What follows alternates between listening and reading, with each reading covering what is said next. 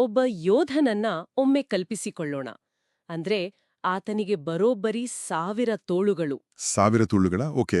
ಆಮೇಲೆ ಆತ ಒಮ್ಮೆಗೆ 500 ಬಿಲ್ಲುಗಳನ್ನ ಹಿಡಿದು ಎಲ್ಲ 500 ಬಿಲ್ಲುಗಳಿಂದ ಏಕಕಾಲದಲ್ಲಿ ಬಾಣಗಳನ್ನ ಬಿಡ್ತಾ ಇದ್ದಾನೆ.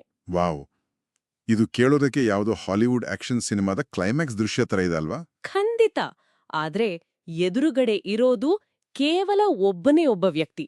ಆ ಒಂಟಿ ವ್ಯಕ್ತಿ ತನ್ನ ಬಾಣಗಳಿಂದಲೇ ಈ 1000 ತೋಳುಗಳ ಯೋಧನನ್ನ ಸದೆಬಡಿತಾನೆ. ಅಷ್ಟೇ ಅಲ್ಲ, ಅಲ್ಲಿಂದ ಮುಂದೆ ಇಡೀ ಭೂಮಿಯನ್ನ 21 ಬಾರಿ ಸುತ್ತಿ 21 ಬಾರಿ. ಹೌದು, 21 ಬಾರಿ ಸುತ್ತಿ ಭ್ರಷ್ಟ ಆಡಳಿತಗಾರರ ಇಡೀ ವಂಶವನ್ನೇ ನಿರ್ಮೂಲನೆ ಮಾಡ್ತಾನೆ. ಹ್ಮ್ ಮೇಲ್ನೋಟಕ್ಕೆ ಇದು ಕೇವಲ ಹಿಂಸೆ ಅಥವಾ ಒಂದು ಪ್ರತಿಕಾರದ ಕಥೆಯಂತೆ ಕಾಣುತ್ತೆ ನೋಡಿ. ಹೌದು, ಆದ್ರೆ ಆಶ್ಚರ್ಯ ವಿಚಾರ ಏನಂದ್ರೆ ಈ ರಕ್ತಸಿಕ್ತ ಕಥೆಯೊಂದು ವಾಸ್ತವದಲ್ಲಿ ನಮ್ಮ ಆಧುನಿಕ ಜೀವನಕ್ಕೆ, ಮುಖ್ಯವಾಗಿ ನಮ್ಮ ಮನಸ್ಸಿನ ಶುದ್ಧೀಕರಣಕ್ಕೆ ಬೇಕಾದ ಅತ್ಯಂತ ನಿಖರವಾದ ಒಂದು ಮಾನಸಿಕ ನೀಲನಕ್ಷೆಯೇ ಅಂದ್ರೆ ನಂಬ್ತೀರಾ? ಪುರಾಣಗಳನ್ನ ಕೇವಲ ಕಥೆಗಳಾಗಿ ನೋಡಿದಾಗ ಆಗುವ ಅನಾಹುತವೇ ಇದು. ಆದರೆ ಈ ಕಥೆಯ ಪದರಗಳನ್ನ ಬಿಡಿಸ್ತಾ ಹೋದರೆ ನಮ್ಮ ಅಹಂಕಾರವನ್ನ ಹೇಗೆ ಮಟ್ಟ ಹಾಕಬೇಕು ಅನ್ನೋ ಸಂಪೂರ್ಣ ವಿಜ್ಞಾನ ಅಲ್ಲಿ ಅಡಗಿರೋದು ಗೊತ್ತಾಗುತ್ತೆ. ಆ ವಿಜ್ಞಾನವನ್ನೇ ನಾವು ಇವತ್ತು ಬಿಡಿಸಿ ನೋಡಲಿದ್ದೇವೆ. ಇಂದಿನ ನಮ್ಮ ಈ ಆಳವಾದ ವಿಶ್ಲೇಷಣೆಗೆ ಆಧಾರವಾಗಿರೋದು ಎಸ್ ವಿಜಯೇಂದ್ರ ರಾಮನಾಥ ಭಟ್ಟರು ಬರೆದಿರುವ ಸಂಧ್ಯಾವಂದನೆಯ ಅಂತರಂಗ ಎಂಬ ಬೃಹತ್ ಗ್ರಂಥದ 2ನೇ ಸಂಪುಟ. ವಿಶೇಷವಾಗಿ ಇದರಲ್ಲಿ ಬರುವ ಪರಶುರಾಮಾವತಾರದ ವಿಶ್ಲೇಷಣೆ. ಎಕ್ಸಾಕ್ಟ್ಲಿ. ಆದರೆ ಈ ವಿಷಯವನ್ನ ಚರ್ಚಿಸುವಾಗ ಆರಂಭದಲ್ಲೇ ಒಂದು ಮಾತನ್ನ ಸ್ಪಷ್ಟಪಡಿಸಬೇಕು. ನಾವು ಇಲ್ಲಿ ಯಾವುದೇ ಒಂದು ನಿರ್ದಿಷ್ಟ ಧಾರ್ಮಿಕ ನಂಬಿಕೆಯನ್ನ ಪ್ರಮೋಟ್ ಮಾಡ್ತಾ ಇಲ್ಲ. ಖಂಡಿತ ಇಲ್ಲ. ಸರಿ ತಪ್ಪುಗಳ ತೀರ್ಪು ಕೂಡ ನೀಡ್ತಾ ಇಲ್ಲ. ಬದಲಾಗಿ ಲೇಖಕರು ಆ ಪುಸ್ತಕದಲ್ಲಿ ಏನ್ ಹೇಳಿದರೆ, ಆ ಪ್ರಾಚೀನ ಪಠ್ಯದ ಹಿಂದಿರುವ ಲಾಜಿಕ್ ಏನು ಅನ್ನೋದನ್ನ ಮಾತ್ರ ಸಂಪೂರ್ಣವಾಗಿ ವಸ್ತುನಿಷ್ಠ ನೆಲೆಯಲ್ಲಿ ವಿಶ್ಲೇಷಣೆ ಮಾಡ್ತಾ ಇದ್ದೀವಿ. ಪ್ರಾಚೀನ ಗ್ರಂಥಗಳನ್ನ ಓದುವ ಸರಿಯಾದ ವಿಧಾನ ಕೂಡ ಅದೇ ಅಲ್ವಾ? ಈಗ ಈ ಸಂಕೀರ್ಣವಾದ ಪುರಾಣದ ಕಥೆಗಳನ್ನ ನಮ್ಗೆ ಇಷ್ಟು ಸರಳವಾಗಿ ಅರ್ಥ ಮಾಡಿಸಿದವರು ಯಾರು ಅನ್ನೋ ಪ್ರಶ್ನೆ ಬರುತ್ತೆ. ಹೌದು, ಆ ಲೇಖಕರ ಹಿನ್ನೆಲೆ ಬಗ್ಗೆ ಹೇಳಿ. ಲೇಖಕ ವಿಜಯೇಂದ್ರ ರಾಮನಾಥ ಭಟ್ಟರ ಹಿನ್ನೆಲೆ ನೋಡಿದಾಗ ಒಂದು ಕುತೂಹಲಕಾರಿ ಅಂಶ ಇದೆ. ಅವರು 1953ರಲ್ಲಿ ಉಡುಪಿಯ ಕೋಟೇಶ್ವರದಲ್ಲಿ ಹುಟ್ಟಿದ್ದು. 1976ರಲ್ಲಿ ಚೆನ್ನೈನಲ್ಲಿ ಬ್ಯಾಂಕ್ ಅಧಿಕಾರಿಯಾಗಿ ವೃತ್ತಿ ಆರಂಭಿಸಿದ್ರು. ಬ್ಯಾಂಕರ್ ಆಗಿಯಾ? ಹೌದು. ದೆಹಲಿ, ಆಗ್ರಾ, ವಾರಣಾಸಿ ಹೀಗೆ ಉತ್ತರ ಭಾರತದ ಹಲವೆಡೆ ಬ್ಯಾಂಕರ್ ಆಗಿ ದಶಕಗಳ ಕಾಲ ಕೆಲಸ ಮಾಡಿದವರವರು. ಒಬ್ಬ ಬ್ಯಾಂಕರ್ ವೇದ ಪುರಾಣಗಳ ವಿಶ್ಲೇಷಣೆ ಮಾಡೋದು, ಅದರಲ್ಲೂ ಸಂಧ್ಯಾವಂದನೆಯಂತಹ ಕ್ಲಿಷ್ಟಕರ ವಿಷಯದ ಮೇಲೆ ಬೃಹತ್ ಗ್ರಂಥ ರಚಿಸುವುದು ಅಂದ್ರೆ ಸ್ವಲ್ಪ ವಿಚಿತ್ರ ಎನಿಸುತ್ತೆ. ಯಾಕೆ? ಅಂದ್ರೆ ಇವರನ್ನ ನಾವು ಇಂದಿನ IT ಭಾಷೆಯಲ್ಲಿ ಒಬ್ಬ ಡೇಟಾ ಸೈಂಟಿಸ್ಟ್ಗೆ ಹೋಲಿಸಬಹುದು ಅನಿಸ್ತಾ ಇದೆ. ಆ ಹೋಲಿಕೆ ಬಹಳ ನಿಖರವಾಗಿ ಹೊಂದಿಕೊಳ್ಳುತ್ತೆ ನೋಡಿ. ವೇದಗಳು ಮತ್ತು ಪುರಾಣಗಳು ಅಂದ್ರೆ ಅಗಾಧವಾದ ಯಾವುದೇ ನಿರ್ದಿಷ್ಟ ರೂಪವಿಲ್ಲದ ಕಚ್ಚಾ ಡೇಟಾ ಇದ್ದ ಹಾಗೆ. ಓಕೆ. ಒಬ್ಬ ಬ್ಯಾಂಕರ್ ಅಥವಾ ಡೇಟಾ ಸೈಂಟಿಸ್ಟ್ ಹೇಗೆ ಸಾವಿರಾರು ಸಂಕೀರ್ಣ ಸಂಖ್ಯೆಗಳ ನಡುವೆ ಒಂದು ಪ್ಯಾಟರ್ನ್ ಹುಡುಕ್ತಾನೋ, ಭಟ್ರು ಅದೇ ವಿಶ್ಲೇಷಣಾತ್ಮಕ ಚೌಕಟ್ಟನ್ನ ಈ ಪ್ರಾಚೀನ ಗ್ರಂಥಗಳ ಮೇಲೆ ಪ್ರಯೋಗಿಸಿದ್ದಾರೆ.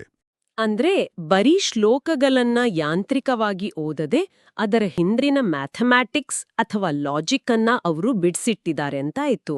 ಹೌದು. ಅದಕ್ಕಾಗಿಯೇ ಅವರು ಆಧುನಿಕ ತಂತ್ರಜ್ಞಾನವನ್ನು ಅಳವಡಿಸಿಕೊಂಡ್ರು. ಆಧ್ಯಾತ್ಮ ಜ್ಞಾನ ಎಂಬ ಡಿಜಿಟಲ್ ಕೃತಿಯ ಮೂಲಕ ತಮ್ಮ ಸಂಶೋಧನೆಯನ್ನ ಇಂದಿನ ತಲೆಮಾರಿಗೆ ತಲುಪಿಸುವ ಪ್ರಯತ್ನ ಮಾಡಿದರು. ಗ್ರೇಟ್. ಇವರ ಈ ಕಾರ್ಯಕ್ಕೆ ಶ್ರೀಮತಿ ವಿದ್ಯಾಭಾರತಿ ಮೆಮೋರಿಯಲ್ ಟ್ರಸ್ಟ್ ಬೆಂಬಲವಾಗಿ ನಿಂತಿದೆ. ಜೊತೆಗೆ ಪರ್ತಗಾಳಿ ಮಠದ ವಿದ್ಯಾಧೀಶ ತೀರ್ಥಶ್ರೀಪಾದ ವಡೇರ ಸ್ವಾಮೀಜಿಯವರು ಕೂಡ ತಮ್ಮ ಅನುಗ್ರಹ ಸಂದೇಶ ನೀಡಿದ್ದಾರೆ. ಆ ಸಂದೇಶದಲ್ಲಿ ಏನಿದೆ? ಮರಕ್ಕೆ ಬೇರು ಎಷ್ಟು ಮುಖ್ಯವೋ ಧರ್ಮ ಮತ್ತು ಕರ್ಮಗಳಿಗೆ ಸಂಧ್ಯಾವಂದನೆ ಅಷ್ಟೇ ಮುಖ್ಯ ಅಂತ ಸ್ವಾಮೀಜಿ ಉಲ್ಲೇಖಿಸಿದ್ದಾರೆ. ಈ ಡೇಟಾ ವಿಶ್ಲೇಷಣೆಯ ಮೈಂಡ್ಸೆಟ್ ಅವರ ಪುಸ್ತಕದ ರಚನೆಯಲ್ಲೇ ಎದ್ದು ಕಾಣುತ್ತೆ. ಅವ್ರು ತಮ್ಮ ಕೃತಿಯನ್ನ 2 ಸಂಪುಟಗಳಾಗಿ ವಿಂಗಡಿಸಿದ್ದಾರೆ ಅಲ್ವಾ? ಹೌದು. ಮೊದಲನೆಯದು ಕರ್ಮಯೋಗಕ್ಕೆ ಸಂಬಂಧಿಸಿದ್ದು, ಎರಡನೆಯದು ಜ್ಞಾನಯೋಗಕ್ಕೆ ಸಂಬಂಧಿಸಿದ್ದು. ಈ ವಿಂಗಡಣೆ ಕೇವಲ ಅಧ್ಯಾಯಗಳ ವಿಭಜನೆಯಲ್ಲ, ಇದೊಂದು ತಾರ್ಕಿಕ ಹೆಜ್ಜೆ. ತಾರ್ಕಿಕ ಹೆಜ್ಜೆ ಅಂದ್ರೆ? ನೋಡಿ, ಸಂಪುಟ 1 ಕೇವಲ ಬಾಹ್ಯ ಆಚರಣೆಗಳ ಬಗ್ಗೆ ಮಾತಾಡುತ್ತೆ. ಮಂತ್ರಗಳು ಯಾವುವು, ಹೇಗೆ ಉಚ್ಚರಿಸಬೇಕು ಅನ್ನೋ ಭೌತಿಕ ನಿಯಮಗಳು. ಆದರೆ 2ನೇ ಸಂಪುಟ ಸಂಪೂರ್ಣವಾಗಿ ಆಂತರಿಕ ಅನುಸಂಧಾನದ ಬಗ್ಗೆ ಮಾತಾಡುತ್ತೆ. ಓಕೆ. ಅಂದ್ರೆ ಮಂತ್ರ ಹೇಳೋದ್ರ ಜೊತೆಗೆ ಅದರ ಅರ್ಥ ಗೊತ್ತಿರ್ಬೇಕು ಅಂತಾನ? ಎಕ್ಸಾಕ್ಟ್ಲಿ. ಭಟ್ಟರು ಒಂದು ಕಟುವಾದ ಸತ್ಯ ಹೇಳ್ತಾರೆ. ನಾವು ಎಷ್ಟೇ ಪರ್ಫೆಕ್ಟ್ ಆಗಿ ಮಂತ್ರಗಳನ್ನ ಹೇಳಿದರೂ ಅದರ ಹಿಂದಿನ ಉದ್ದೇಶ ಅಥವಾ ಜ್ಞಾನ ನಮ್ಗೆ ತಿಳಿದಿಲ್ಲ ಅಂದ್ರೆ ಆ ಆಚರಣೆ ಶೂನ್ಯ ಆಗತ್ತೆ. ಇದನ್ನ ನಮ್ಮ ದಿನನಿತ್ಯದ ಬದುಕಿಗೆ ಅನ್ವಯಿಸಿ ನೋಡಿದ್ರೆ ಇದರ ತೀವ್ರತೆ ಅರ್ಥ ಆಗತ್ತೆ. ಲೈಕ್, ನಾವು ಪ್ರತಿದಿನ ಬೆಳಗ್ಗೆ ಎದ್ದು ಆಫೀಸ್ಗೆ ಹೋಗಿ ಇಮೇಲ್ ಕಳಿಸಿ ಮೀಟಿಂಗ್ಗಳಲ್ಲಿ ಕೂರೋದು ಕೇವಲ ಕರ್ಮ ಅಥವಾ ಯಾಂತ್ರಿಕ ಕೆಲ್ಸ. ಹೌದು, ಯಂತ್ರದ ಹಾಗೆ ಮಾಡೋದು. ಆದ್ರೆ ಆ ಕೆಲ್ಸದಿಂದ ಸಂಸ್ಥೆಗೆ ಅಥವಾ ಸಮಾಜಕ್ಕೆ ಏನ್ ಉಪಯೋಗ ಆಗ್ತಿದೆ, ನನ್ನ ಪಾತ್ರವೇನು ಅಂತ ಅರ್ಥ ಮಾಡ್ಕೊಂಡು ಮಾಡೋದು ಜ್ಞಾನ ಯೋಗ. ಈ ಜ್ಞಾನ ಇಲ್ದೆ ಬರೀ ಯಂತ್ರದಂತೆ ಕಚೇರಿಗೆ ಹೋಗ್ಬಂದ್ರೆ ಯಾವ ಸಾರ್ಥಕತೆಯೂ ಇಲ್ಲ ಅಲ್ವಾ? 100% ಸತ್ಯ. ಆಂತರಿಕ ಅರ್ಥ ತಿಳಿಯದೆ ಮಾಡುವ ಯಾವುದೇ ಕೆಲಸ, ಅದು ಆಫೀಸ್ ಕೆಲಸವೇ ಆಗಿರ್ಲಿ ಅಥವಾ ಪೂಜೆಯಾಗಿರ್ಲಿ, ಅದು ಕೇವಲ ಒಂದು ಆಯಾಸ ಮಾತ್ರ. ಆಚರಣೆಯ ಹಿಂದಿನ ಏಕೆ ಮತ್ತು ಹೇಗೆ ಎಂಬ ಜ್ಞಾನ ಇರಬೇಕು ಅನ್ನೋದೇ 2ನೇ ಸಂಪುಟದ ಜೀವಾಳ. ಅದೇ ಜ್ಞಾನದ ಹುಡುಕಾಟದಲ್ಲೇ ನಾವು ಈ ಗ್ರಂಥದಲ್ಲಿ ಬರುವ ಪರಶುರಾಮ ಅವತಾರದ ವಿಶ್ಲೇಷಣೆಗೆ ಬಂದು ನಿಲ್ಲೋದು. ಹೌದು. ಆರಂಭದಲ್ಲಿ ನಾನು ಆ 1000 ತೋಳುಗಳ ಯೋಧನ ಬಗ್ಗೆ ಹೇಳಿದನಲ್ವಾ? ಆತ ಬೇರ್ಯಾರೂ ಅಲ್ಲ, ಕಾರ್ತವೀರ್ಯಾರ್ಜುನ. ಅವನ 1000 ತೋಳುಗಳನ್ನ ಪರಶುರಾಮರು ಕತ್ತರಿಸಾಕ್ತಾರೆ. ಆಮೇಲೆ ಭೂಮಿಯನ್ನ 21 ಬಾರಿ ಸುತ್ತಿ ಕ್ಷತ್ರಿಯರನ್ನ ಸಂಹರಿಸ್ತಾರೆ. ಸಮಂತ ಪಂಚಕದಲ್ಲಿ ಬರೋಬ್ಬರಿ 9 ರಕ್ತದ ಮಡುಗಳನ್ನೇ ಸೃಷ್ಟಿಸ್ತಾರೆ ಅಂತ ಗ್ರಂಥ ದಾಖಲಿಸುತ್ತೆ. ಇಲ್ಲಿ ಗಮನಿಸಬೇಕಾದ ವಿಚಾರ ಏನಂದ್ರೆ, ಸಮಂತ ಪಂಚಕ ಅಂದ್ರೆ ಕುರುಕ್ಷೇತ್ರದ ಬಳಿ ಇರುವ ಒಂದು ಐತಿಹಾಸಿಕ ಸ್ಥಳ. ಅಲ್ಲಿ ರಕ್ತದ 5 ದೊಡ್ಡ ಸರೋವರಗಳನ್ನೇ ಸೃಷ್ಟಿಸುವಷ್ಟು ಭೀಕರವಾದ ಯುದ್ಧ ನಡೆಯಿತು ಅಂತ ಮೂಲ ಪುರಾಣಗಳು ವರ್ಣಿಸ್ತವೆ.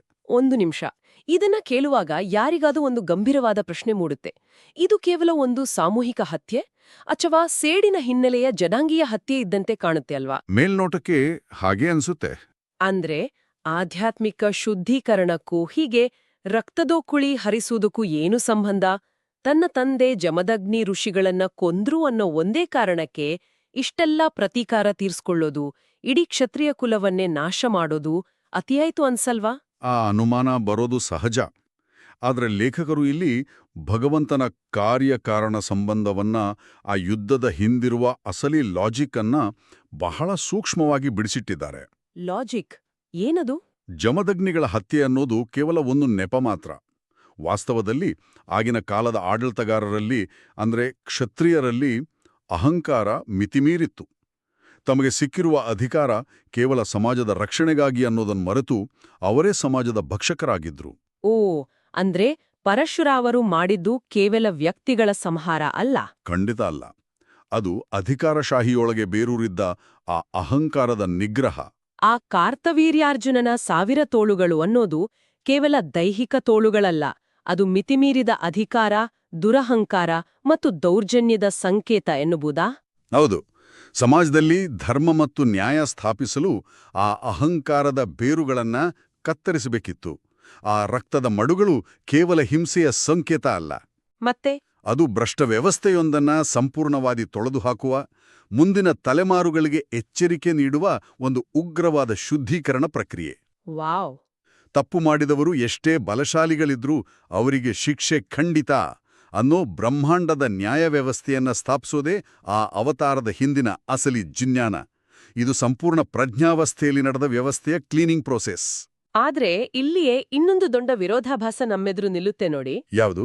ಒಬ್ಬಂಟಿಯಾಗಿ ಇಡೀ ಕ್ಷತ್ರಿಯ ಕುಲವನ್ನೇ 21 ಬಾರಿ ನಾಶ ಮಾಡಿದ ಪರಶುರಾಮರು ಮುಂದೆ ಮಹಾಭಾರತದ ಕಾಲದಲ್ಲಿ ತಮ್ಮದೇ ಶಿಷ್ಯನಾದ ಭೀಷ್ಮನ ಎದುರು ಕಾಡಗದಲ್ಲಿ ಸೋಲ್ತಾರೆ. ಆಮೇಲೆ ದಶರಥ ರಾಮನ ಎದುರು ಕೂಡ ತಾವು ಶಕ್ತಿಹೀನರಂತೆ, ಸೋತವರಂತೆ ನಡ್ಕೊಳ್ತಾರೆ.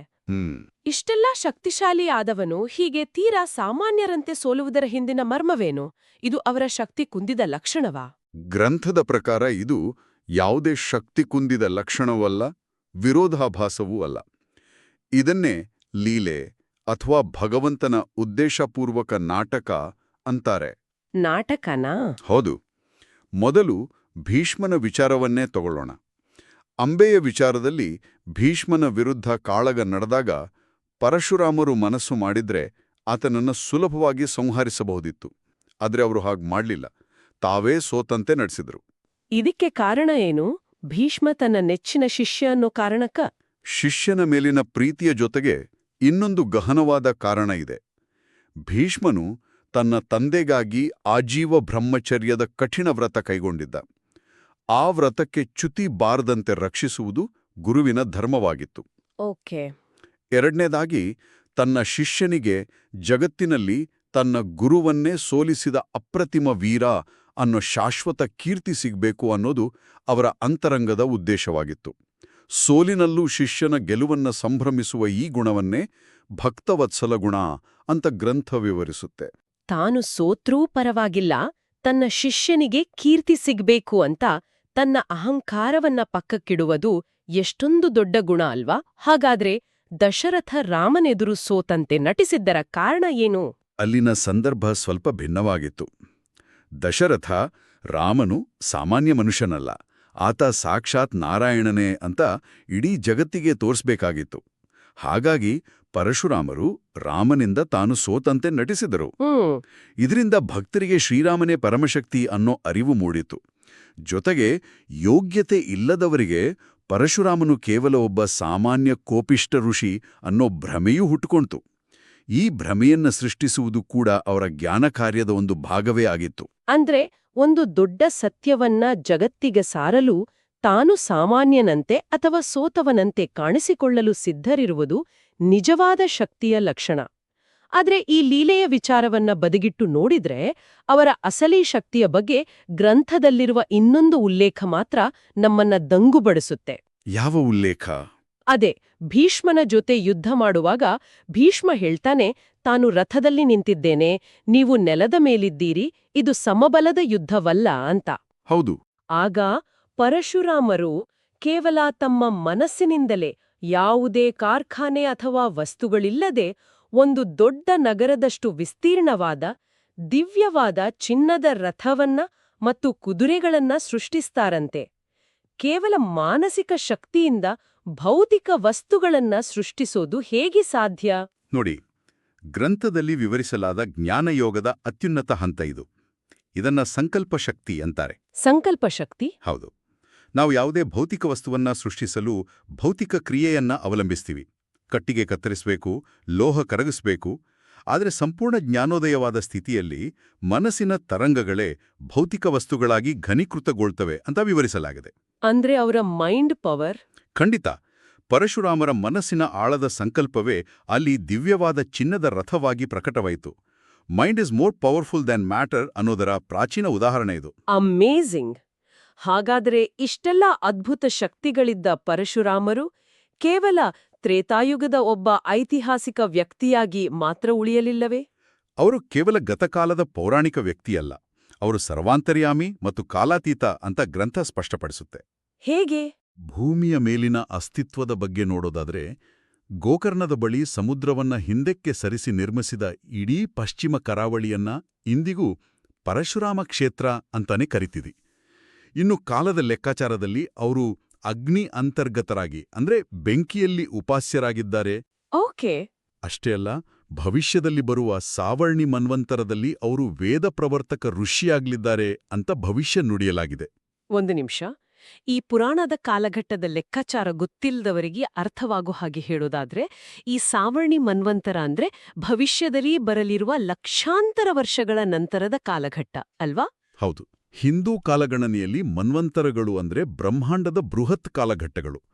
ಅಂದ್ರೆ ಭೂತ, ವರ್ತಮಾನ ಮತ್ತು ಭವಿಷ್ಯ ಈ ಮೂರೂ ಕಾಲಗಳಲ್ಲೂ ಅವರ ಅಸ್ತಿತ್ವ ಇದೆ ಅನ್ನೋದನ್ನ ಇದು ಸೂಚಿಸುತ್ತೆ. ಎಲ್ಲಿಂದ ಶುರುವಾಗಿ ಎಲ್ಲಿಗೆ ಬಂದ್ ನಿಂತು ನೋಡಿ. ಕೇವಲ ಒಬ್ಬ ಕೋಪಿಷ್ಟ ಮುನಿಯ ಕಥೆಯ ಹಿಂದೆ ಅಹಂಕಾರದ ನಿಗ್ರಹ, ಶಿಷ್ಯನಿಗಾಗಿ ಸೋಲುವ ವಿನಯ ಮತ್ತು ಕಾಲಾತೀತವಾದ ಅಸ್ತಿತ್ವದ ಬೃಹತ್ ತತ್ವಜ್ಞಾನವೇ ಅಡಗಿದೆ. ನಿಜ. ಸಂಧ್ಯಾವಂದನೆಯಂತಹ ದಿನನಿತ್ಯದ ಕರ್ಮಗಳನ್ನ ಮಾಡುವಾಗ ಕೇವಲ ಶ್ಲೋಕಗಳನ್ನ ಉಚ್ಚರಿಸದೆ ಈ ಮಟ್ಟದ ಜ್ಞಾನದಿಂದ ಮತ್ತು ಆಂತರಿಕ ಅರಿವಿನಿಂದ ಮಾಡಬೇಕು ಅನ್ನೋದೇ ಲೇಖಕ ವಿಜಯೇಂದ್ರ ರಾಮನಾಥ ಭಟ್ಟರ ಈ ಕೃತಿಯ ಒಟ್ಟಾರೆ ಆಶಯ. ಖಂಡಿತ. ಈ ಪುಸ್ತಕದ ಕೊನೆಯಲ್ಲಿ ಬರುವ ಒಂದು ಪ್ರಮುಖವಾದ ಕಾನ್ಸೆಪ್ಟ್ ಅನ್ನ ನಾವು ಗಮನಿಸಲೇಬೇಕು. ಜ್ಞಾನೋದಯ ಅಂದ್ರೆ ಬೇರೇನೂ ಅಲ್ಲ, ನಮ್ಮ ಈ ಭೌತಿಕ ಶರೀರ ಅಂದ್ರೆ ಪಿಂಡಾಂಡ ಮತ್ತು ಈ ಅನಂತವಾದ ಜಗತ್ತು ಅಂದ್ರೆ ಬ್ರಹ್ಮಾಂಡದ ನಡುವಿನ ಕೊಂಡಿಯನ್ನ ಅರ್ಥಮಾಡಿಕೊಳ್ಳುವುದು ಅಂತ ಲೇಖಕರು ವಿವರಿಸ್ತಾರೆ. ಅಂದ್ರೆ ನಮ್ಮ ಒಳಗಿರುವುದೇ ಹೊರಗೂ ಇದೆ ಅನ್ನೋ ಅರಿವು. ಹೌದು, ಅದೇ ಜ್ಞಾನ. ಇದು ನಿಜಕ್ಕೂ ನಮ್ಮೆಲ್ಲರನ್ನೂ ಗಾಢವಾದ ಚಿಂತನೆಗೆ ಹಚ್ಚುವ ವಿಷಯ. ಈ ವಿಶ್ಲೇಷಣೆಯ ಕೊನೆಯಲ್ಲಿ ಈ ವಿಚಾರವನ್ನ ಹೀಗೆ ಯೋಚಿಸಿ ನೋಡೋಣ. ನಾಳೆ ಬೆಳಗ್ಗೆ ಎದ್ದು ನಾವು ಮಾಡುವ ದಿನನಿತ್ಯದ ಒಂದು ಸಣ್ಣ ಕೆಲಸವನ್ನ ತಗೊಳ್ಳೋಣ.